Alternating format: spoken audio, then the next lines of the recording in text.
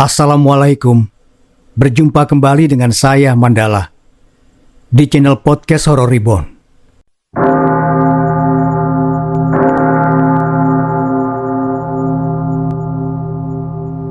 Seorang wanita tua tengah merasa begitu sedih. Dia hanya diam duduk di depan teras rumahnya, seolah menunggu seseorang. Wanita itu hanya duduk terdiam sambil menatap ke arah depan dengan tatapan yang sangat sedih. Dia terkejut ketika datang seorang tamu. "Mbak Fia, kenapa akhir-akhir ini kamu bengong terus?" Sapa seorang wanita parubaya yang tiba-tiba ada di depannya. Bu Fia terkejut. Dia seolah tersadar, lalu berusaha tersenyum menutupi kegundahannya. "Oh, enggak apa-apa," balasnya sambil memaksa tersenyum. Wanita itu menatap wajah Bu Fia dengan perasaan iba. "Mbak, saya tahu Mbak ini sedih. Mbak masih mikirin Dewi kan?" tanya wanita itu. Bu Fia terdiam. Wajahnya tampak sedih. Entahlah apa yang terjadi dengan Dewi. Katanya memulai ceritanya. Sekitar 2 bulan lalu, Bu Fia terkejut melihat Dewi datang bersama seorang pria yang tak dikenal. Pria itu sebenarnya sudah tua dan seusia suaminya. Tapi sikap yang ditunjukkan Dewi itu begitu mesra dan manja, mirip seperti orang yang tengah kasmaran. Bu Fia sudah sering mendengar cibiran dari para tetangganya mengenai kelakuan putrinya yang kerap mengganggu rumah tangga orang lain. Karena malu, Bu Fia langsung membawa anaknya ke dalam kamar. "Dewi, keterlaluan kamu. Heru itu sudah beristri, jangan rusak rumah tangganya," bentak Bu Fia. "Bu, Dewi dendam sama dia. Dewi ingin buat dia menderita, sama seperti ayah," kata Dewi dengan nada membentak. "Apa? Jadi kamu mau balas dendam, Dewi? Hentikan, hargai dirimu. Hidupmu masih panjang," balas Bu Fia dengan nada marah. Dewi tersenyum sinis. "Udahlah Bu, jangan ikut campur urusanku." Sebuah tamparan keras mendarat di pipi Dewi. "Jangan buat ibu malu, Dewi. Ibu gak pernah ngajarin kamu kayak gini," bentak Bu Fia. "Ya sudah, gak usah khawatirkan Dewi," bentaknya sambil berlalu dan membanting pintu. Bu Fia hanya bisa menangis melihat kelakuan Dewi putrinya. Dan sejak saat itu, Dewi tak pernah pulang. Laras begitu tersentuh mendengar cerita Bu Fia. "Astagfirullah, jadi Dewi pernah berhubungan dengan Heru?" tanya Laras. Bu Fia hanya mengangguk, wajahnya tertunduk malu. Laras memegangi pundak Bu Fia sambil berusaha menenangkannya. "Ya sudah Mbak, doakan saja supaya Dewi segera tersadar," kata Laras. Sementara itu, Dewi tengah duduk di sebuah kafe. Dia tengah menunggu mangsanya, membaca jompa jampi sambil memegangi sesuatu seperti jimat. "Dengan ilmu jaran goyang ini, aku cepat sekali jadi kaya. Bosan sudah aku hidup miskin," katanya dalam hati. Dewi teringat akan hidupnya yang sulit. Sejak kematian ayahnya, dia begitu terpukul. Dewi ingat orang yang membuat ayahnya celaka.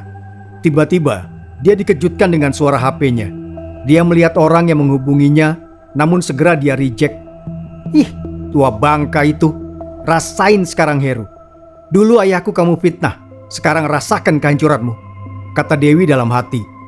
Tak lama berselang, datanglah seorang parubaya dengan pakaian parlente. "Maaf saudara Dewi, saya datang terlambat," kata orang itu sambil menjabat tangan Dewi. Dewi tersenyum manis dan mengajak orang itu bersalaman. Setelah berbasa-basi, Dewi menyerahkan sebuah map pada orang itu. Dibaca sejenak berkas itu, sementara Dewi mulai merapal mantra. Dan setelah membacanya, orang itu tersenyum. "Baiklah Dewi, mulai besok kamu jadi sekretarisku. Selamat, kamu diterima," kata orang itu sambil menjabat tangannya. Dewi begitu puas. "Terima kasih banyak Pak." "Iya, sama-sama. Oh iya, panggil saja saya Reno," kata orang itu dengan tatapan genit. Dewi tersenyum puas. Orang itu telah terkena guna-gunanya. Sejenak mereka bercakap-cakap. Setelah hari makin malam, Reno mengantar Dewi pulang ke rumahnya. Namun tanpa disadari, ada sosok gadis yang dari tadi mengawasinya dari jauh. "Aku harus mengingatkan Papa. Wanita itu berbahaya," katanya dalam hati. Keesokan harinya, Dewi mulai bekerja sebagai sekretaris. Sebagian besar pegawai di sana menyambutnya baik. Awalnya, dia begitu senang bekerja di sana. Namun keadaan berubah ketika muncul seorang gadis yang tak lain adalah anaknya Reno. Tatapan matanya sinis.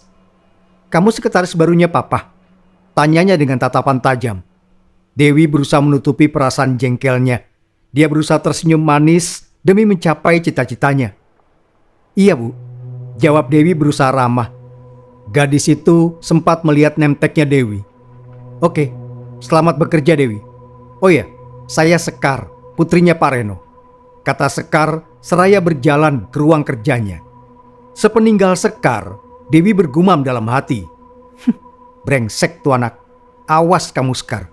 Kalau ayahmu sudah kena, aku akan depak kamu," gumamnya dalam hati.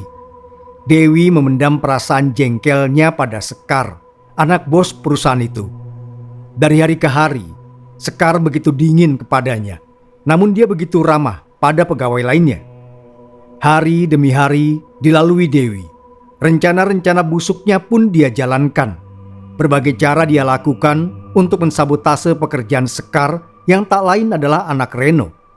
Berulang kali Sekar melakukan kesalahan yang fatal, sehingga dia tak dipercaya ayahnya. Namun, kondisi itu begitu menguntungkan Dewi. Dengan semakin dekatnya dia dengan Reno, semakin muluslah rencananya.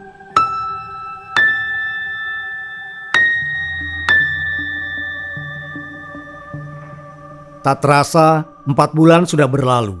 Karir Dewi semakin melesat. Kini dia menempati posisi penting di perusahaan Reno, menggantikan posisi Sekar. Sekar sendiri ditempatkan di posisi yang ada di bawah Dewi. Dengan kedudukannya itu, Dewi semakin berbuat semaunya. Tak jarang dia berusaha menjauhkan Sekar dari papanya. Kontan saja, perseteruan antara Sekar dan Dewi semakin meruncing. Siang itu, Sekar yang begitu jutek tengah makan siang di kantornya. Di tengah makan siangnya, seorang OB yang bernama Toro masuk ke ruangannya untuk mengambil gelas. Dia terkejut melihat ada orang di sana. "Maaf Bu, saya mau ambil gelas," kata Toro. "Oh iya, silakan," kata Sekar dengan senyum ramah. Toro segera mengambil gelas di meja itu, namun tak langsung keluar. Dia tampak celingukan seolah mengamati keadaan. Setelah melihat kantor itu sepi, Toro mendekati Sekar. "Mohon maaf Bu, saya tadi melihat Bu Dewi begitu mesra dengan Pak Reno. Sebaiknya Ibu berusaha menjauhkannya dari Dewi. Dia itu berbahaya Bu," kata Toro dengan suara lirih. Sekar tersentak. Dia menatap tajam ke arah Toro. "Kamu kenal dengan Dewi?" tanyanya dengan tatapan tajam. Toro mengangguk. "Saya juga tahu kecurangan Bu Dewi. Saya bisa menunjukkan buktinya." Toro mengambil HP-nya. Dia menunjukkan rekaman CCTV yang dia curi. Di dalam rekaman itu, tampak Dewi memasukkan sesuatu di dalam tas milik Sabto, orang kepercayaan ayahnya. Sekar teringat akan pertengkaran Sabto dengan Dewi. Dan 2 hari lalu, Sabto dikeluarkan secara tidak hormat setelah papanya Sekar kehilangan sebuah dokumen yang disimpan di dalam flash disk. Brengsek!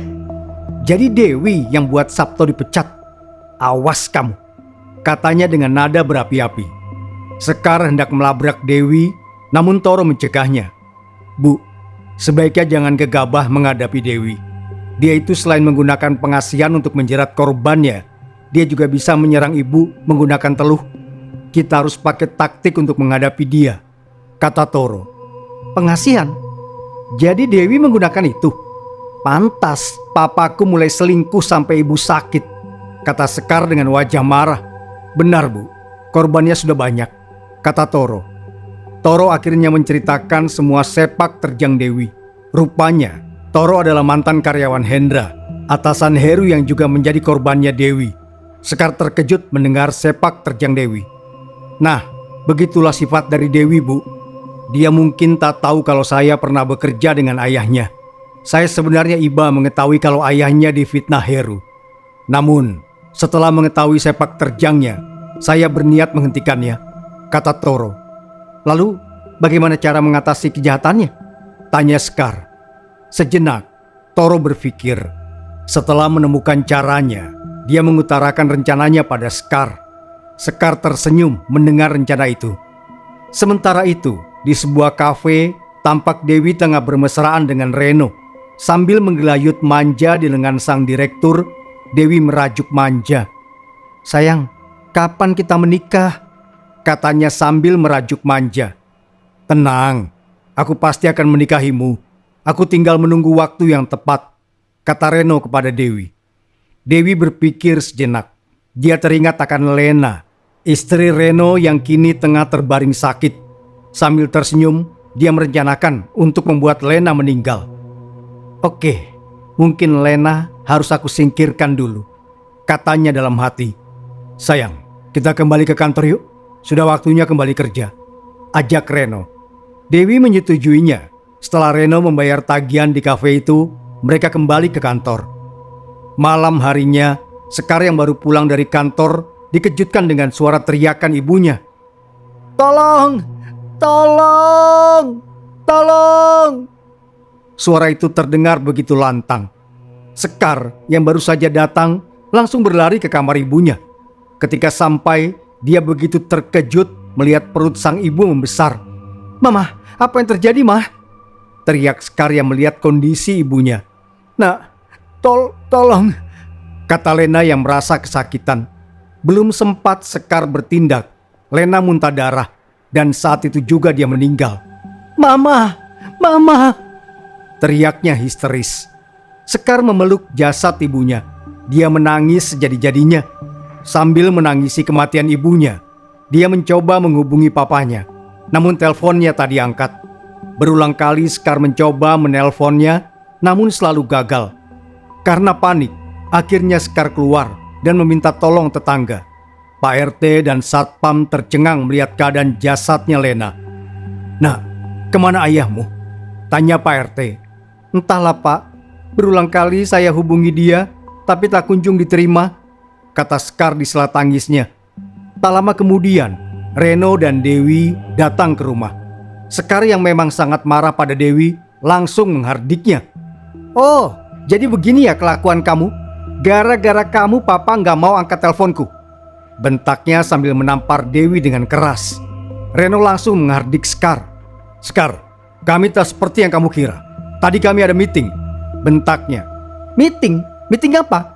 Pasti gara-gara pelakor sialan itu," bentak Sekar. "Sekar, kamu jangan nuduh yang enggak-enggak. Memang tadi kami ada meeting kok. Kenapa sih kamu terus curiga?" balas Dewi dengan ketus. Sekar yang berhasil merangsek maju mendorong ayahnya kuat-kuat hingga terjatuh dan langsung kembali menampar Dewi. Merasa tak terima, Dewi hendak membalasnya. Namun Sekar justru melayangkan tinjunya tepat di pelipis Dewi. Pertengkaran seru tak dapat dihindari. Sekar dan Dewi saling menjambak. Reno dan Pak RT berusaha memisahkan pertengkaran itu. Nak, sudah. Sebaiknya kita urus jenazah Bu Lena dulu," ajak Pak RT. Satpam yang bersama Pak RT sempat mengamati Reno. Dia menatap heran, namun berusaha menutupinya dan langsung mengurus jenazah Lena. Beberapa tetangga di sana akhirnya datang ke rumah Reno untuk membantu mengurus jenazah. Setelah selesai, mereka segera menggelar tahlilan. Namun, ketika tahlilan digelar, entah mengapa Reno dan Dewi hendak keluar, namun dicegah Sekar. "Pak, mau kemana lagi? Mama baru saja meninggal," katanya sambil memegangi tangan papanya. Reno seperti bingung. Dewi sempat menatap tajam ke arah Sekar, namun dia akhirnya mengalah. Dewi akhirnya pamit pulang. Keesokan paginya, Lena langsung dimakamkan. Dalam suasana duka itu, Reno seolah tak peduli. Di tengah upacara pemakaman, dia malah sibuk menelpon. Karena menjadi buah bibir tetangganya, Pak RT langsung menegurnya. "Pak, mohon maaf. Saat ini suasana berduka. Sebaiknya kita fokus mendoakan istri Bapak. Nanti kalau sudah selesai, silakan Bapak menghubungi rekannya," kata Pak RT mengingatkan. Reno akhirnya memutus teleponnya. Setelah pemakaman selesai, Reno langsung pergi meninggalkan Sekar bersama tetangganya. Pak RT hanya geleng-geleng kepala melihat perilakunya. Sambil berjalan pulang, Pak RT menanyai Sekar. "Nah, kenapa papamu berubah? Apa yang terjadi?"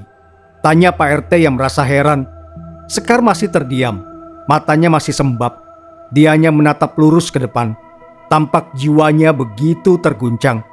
Pak RT, semalam kok saya melihat ada yang beda dengan Pak Reno. Seperti ada sosok di belakangnya, kata Satpam yang semalam bersamanya. Sosok? Maksud kamu apa? Tanya Pak RT. Sejenak, Satpam itu terdiam. Pak, kayaknya ada yang salah dengan Pak Reno.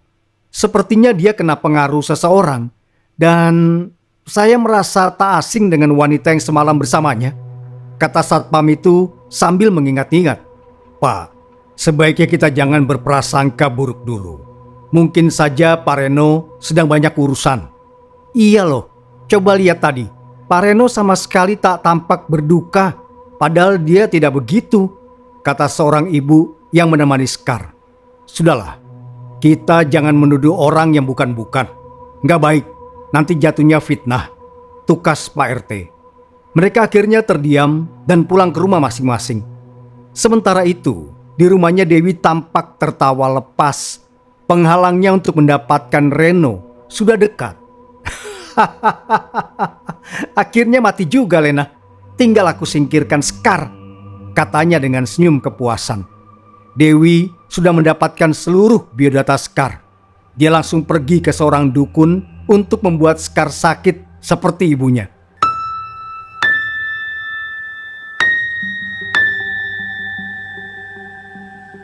Malam pun tiba. Di rumah Reno tengah diadakan sebuah acara selamatan. Teman-teman sekerjanya datang, termasuk Toro yang datang bersama Sabto, mantan orang kepercayaan Reno. Setelah tahlilan berakhir, Sabto menjelaskan duduk perkara kenapa dia dipecat. Non, saya turut berduka cita atas meninggalnya Bu Lena. Saya kemari sebenarnya ingin menjelaskan mengenai perkara yang membuat saya dipecat. Demi Tuhan, saya tak bermaksud membawa flash disk itu. Saya baru tahu ketika saya pulang, kata Sabto menjelaskan. Sekar mengangguk. Pak, saya percaya Anda jujur. Toro sudah menceritakan semuanya. Akhirnya, Sabto mulai menceritakan kejadian yang menimpanya hingga dia dipecat.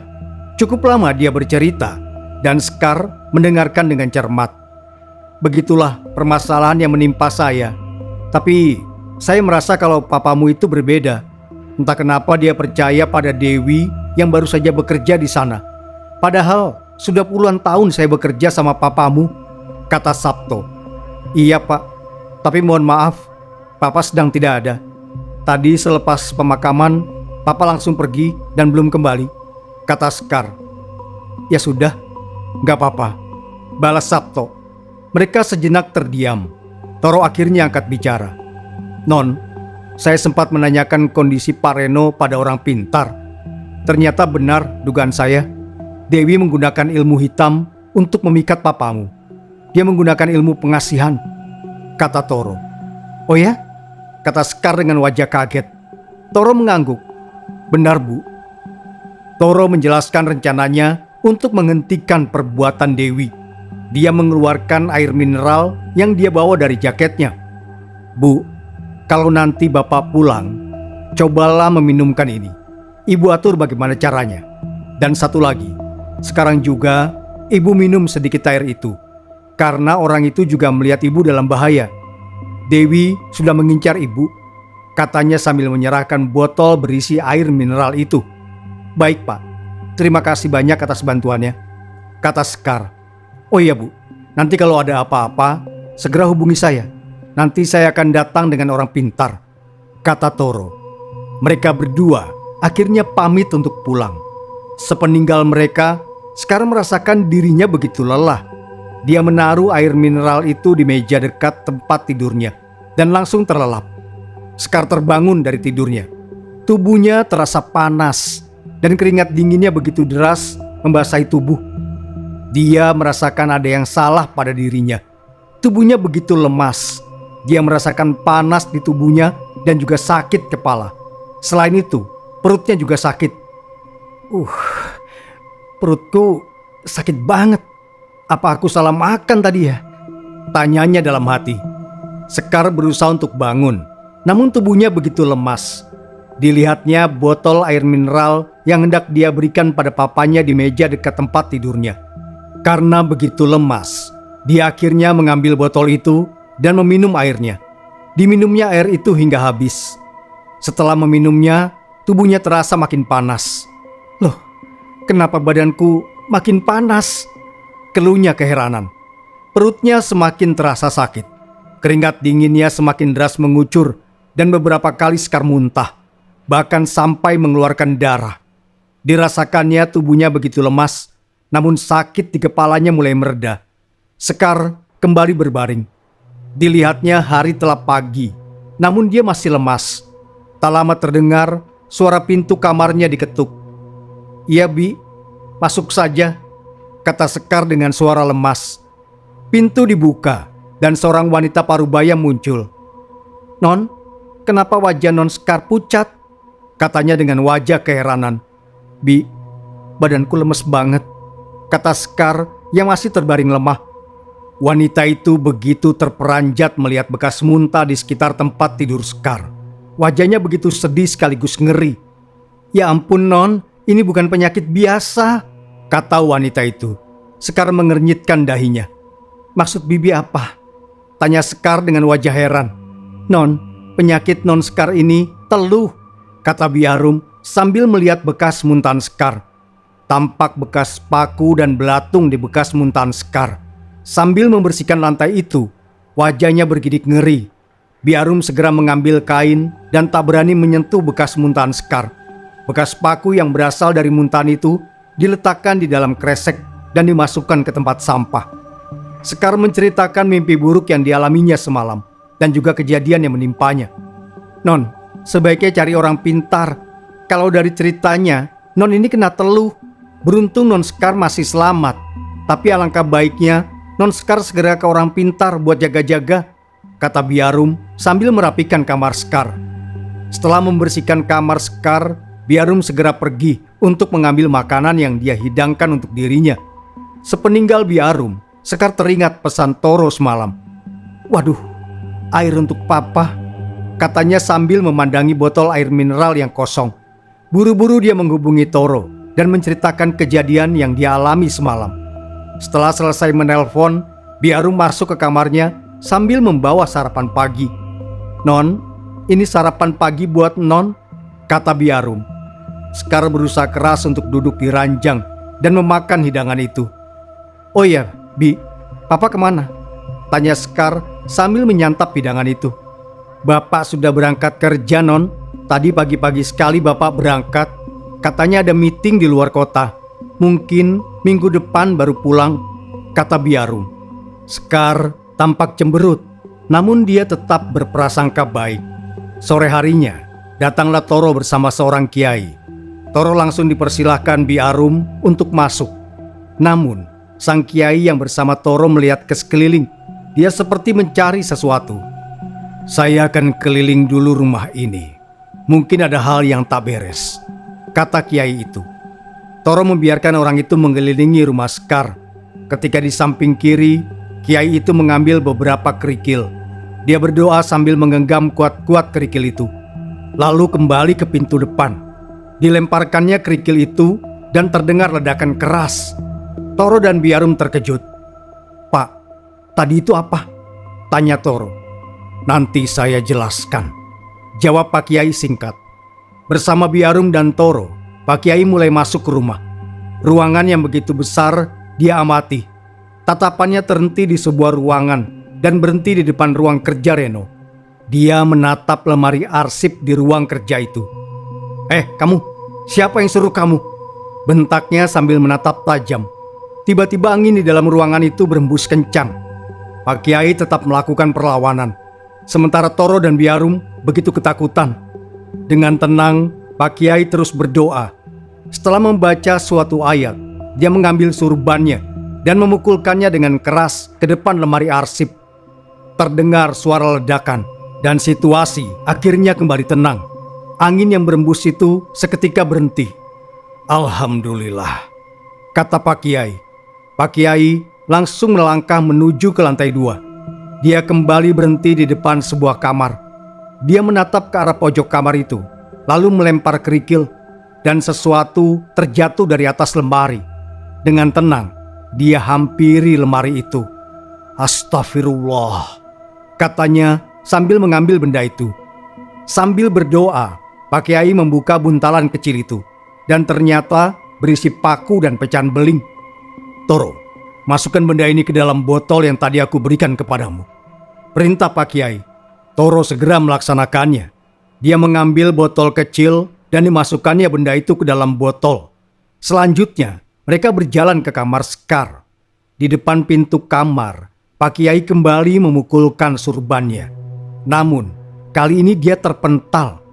Pak Kiai, apakah Anda baik-baik saja? Tanya Toro sambil menolongnya. Alhamdulillah, saya baik-baik saja, katanya dengan nada tenang. Pak Kiai kembali membaca doa. Dia membaca ayat kursi sambil memegang surbannya kuat-kuat. Dan setelah beberapa kali membaca ayat kursi, dia kembali memukul pintu dengan surbannya.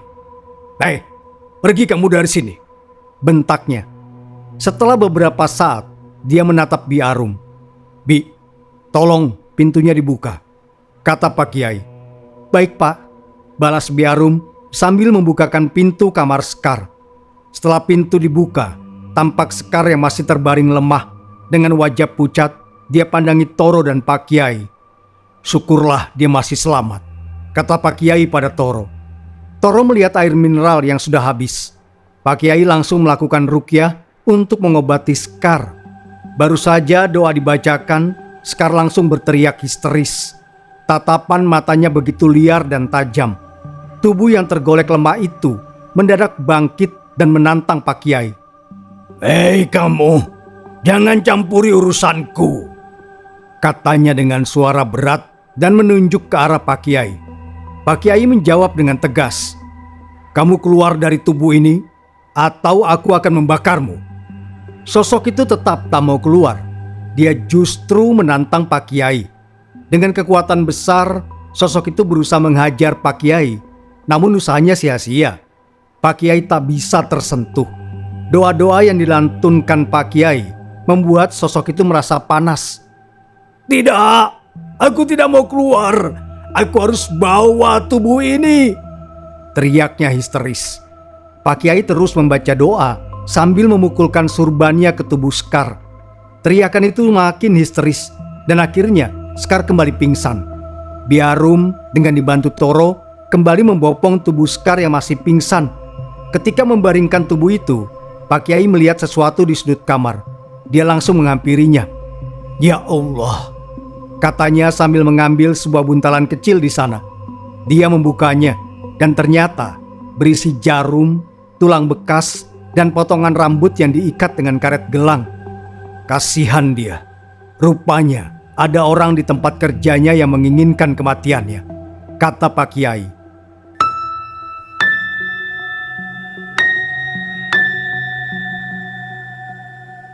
Hari mulai gelap.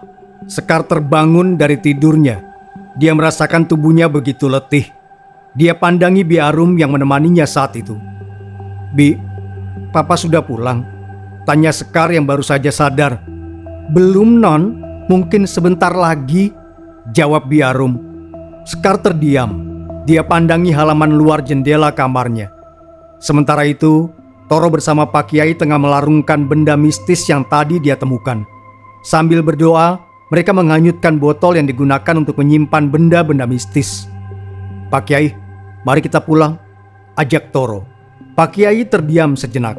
Dia merasakan sesuatu. Toro, sosok itu akan datang bawa pasukannya.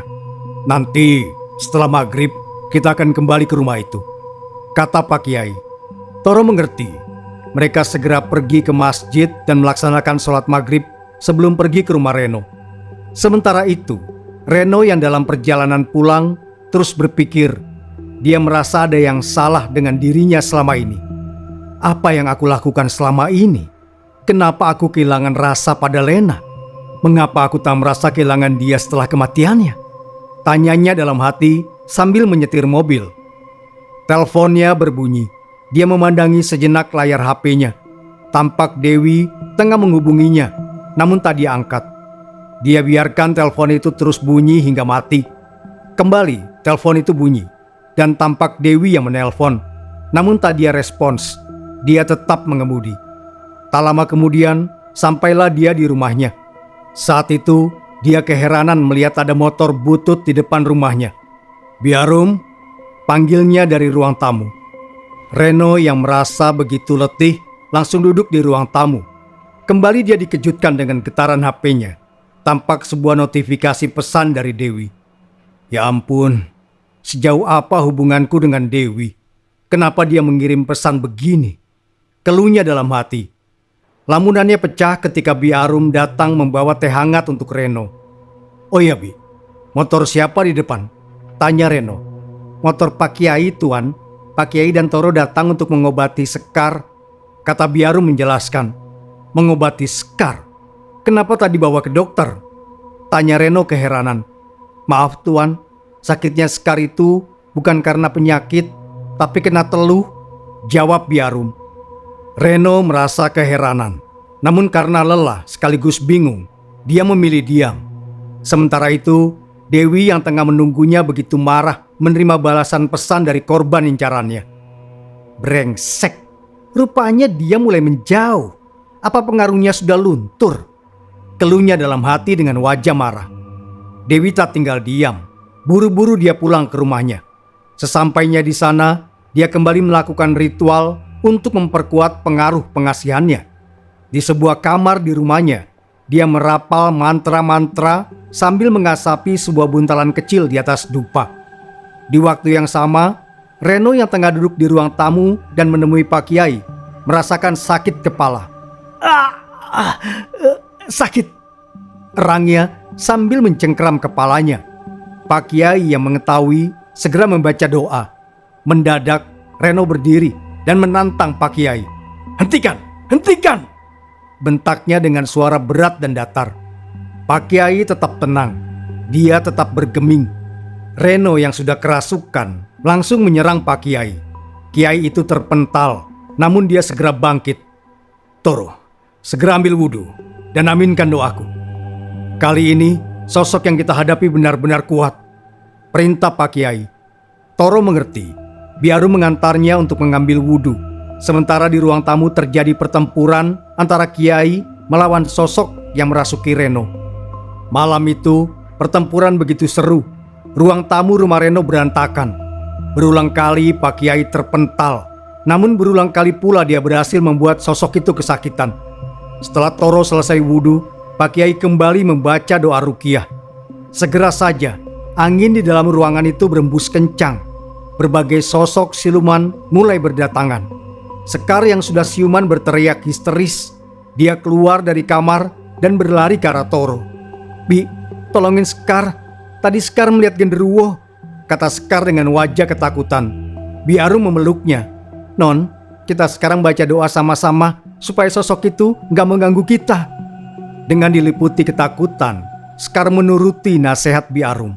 Di ruang tengah, mereka berdoa sebisanya. Suara-suara aneh kian terdengar. Suara itu begitu mengerikan. Sekar dan Biarum terus memejamkan mata untuk melawan rasa takutnya. Di ruang tamu, suara-suara itu begitu keras. Berulang kali sosok itu membuat Pak Kiai terpental. Namun, Pak Kiai itu tak menyerah. Dengan dibantu doa dari Toro, akhirnya sosok itu kalah dan Reno jatuh pingsan. "Toro, ambil air dingin dan taruh di baskom," perintahnya. Toro mengangguk. Dia langsung meminta air. Biarum segera mengambil air dingin dan ditaruhnya di baskom. Lalu dia serahkan pada Pak Kiai. "Auzubillahiminasyaitonirrajim. Bismillahirrahmanirrahim." Pak Kiai lalu membaca doa ruqyah sambil menaruh tangannya di baskom. Lalu dia basuhkan air itu di wajah Reno. Seketika itu muncullah asap tipis dari wajah Reno. "Alhamdulillah, sosok itu sudah keluar. Dia sudah bersih," kata Pak Kiai sambil sesekali terdengar nafasnya berat. Toro dan Pak Kiai mencoba membangunkan Reno.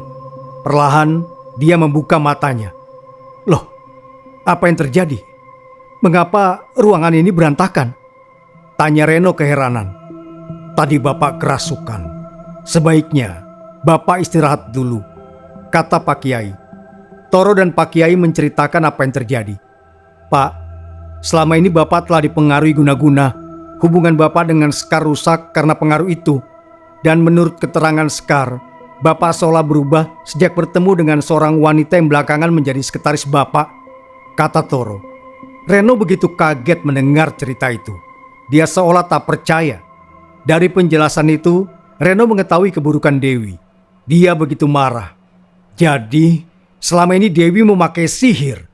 Brengsek, jahat sekali dia, kata Reno dengan wajah murka. Sudahlah Pak, jangan dendam. Biarlah Allah yang membalasnya. Sebaiknya Bapak kembali memperbaiki keluarga. Bukannya masih ada Sekar, putri Bapak. Cobalah untuk memaafkan dia dan perbaikilah hubungan dengan putri Bapak. Nasihat Pak Kiai. Reno terdiam. Dia pandangi putrinya yang ada di ruang tengah. Air matanya menetes mengingat kejadian sebelumnya. Reno bangkit dan berjalan menemui Sekar lalu memeluknya. Nah, maafkan Papa selama ini. Papa tak sadar dengan apa yang Papa lakukan selama ini, katanya sambil menangis. Sudah Pak, Sekar sudah memaafkan Papa. Sekar sudah tahu apa yang terjadi, balas Sekar sambil menangis haru. Biarum tersenyum melihat kembali keharmonisan keluarga majikannya.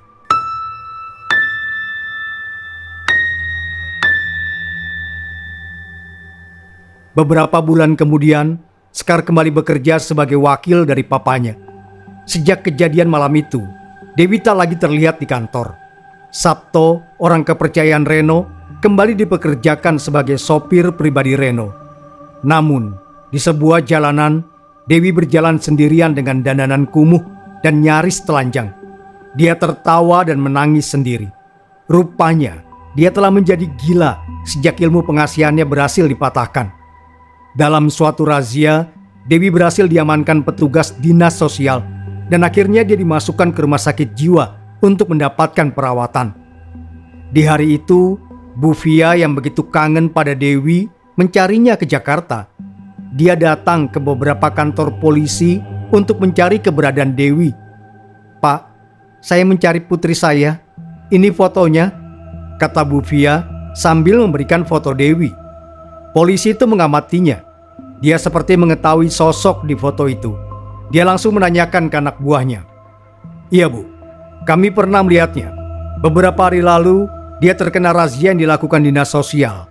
Kini, dia ada di rumah sakit jiwa, kata seorang polisi. Mendengar keterangan dari polisi, Bu Fia begitu terkejut. Air matanya tak terbendung lagi. Pak, tolong antarkan saya ke sana. Saya ingin menemuinya, kata Bu Fia di tengah tangisnya. Akhirnya, Bu Fia diantar petugas ke rumah sakit jiwa tempat Dewi dirawat. Dia tak kuasa menahan tangisnya. Dewi, apa yang kamu lakukan, Nak? Teriaknya menangis histeris. Bu Fia memeluk putrinya yang tengah dipasung. Dewi yang sudah gila hanya menatap kosong dengan wajah sedih. Seorang petugas datang ke ruangan di mana Dewi dirawat dengan seseorang yang berpenampilan necis. Ini Pak, wanita yang Anda cari, kata seorang petugas menunjuk pada Dewi. Orang itu terkejut, terlebih ketika melihat Bu Fia yang tengah memeluk putrinya. Sejenak, orang itu terdiam lalu menghampiri Bu Fia. Maaf, Ibu kenal dengan dia? Tanya orang itu. Bu Fia memandangi orang itu dan mengangguk. Orang itu memandang Bu Fia dengan wajah iba. Bu, saya kemari sebenarnya mau meminta dia bertanggung jawab atas penggelapan dana perusahaan. Tapi melihat kondisinya begini, saya mengurungkan niat saya. Saya mengikhlaskannya, kata orang itu. Bu Fia terkejut mendengar perkataannya. Dia tak menyangka putrinya melakukan itu. Pak, maafkan putri saya. Maafkan dia ya Pak, kata Bu Fia. Iya Bu, saya sudah mengikhlaskannya, kata orang itu. Orang itu terdiam sejenak. Dia begitu iba melihat keadaan Bu Fia. Oh ya, kalau boleh tahu di mana rumah ibu? Tanya orang itu. Bu Fia memberitahukan alamat tempatnya tinggal.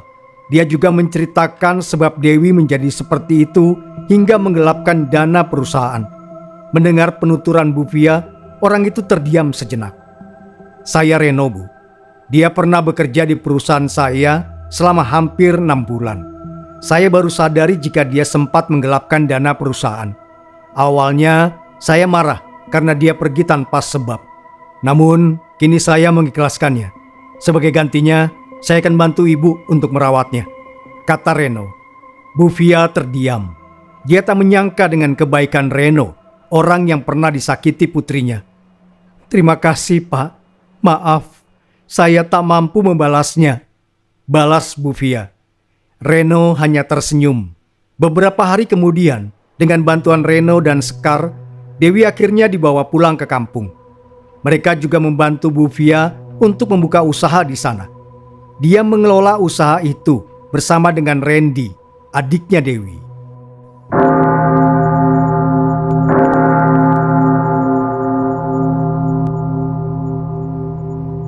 Terima kasih sudah mendengarkan. Wassalamualaikum warahmatullahi wabarakatuh.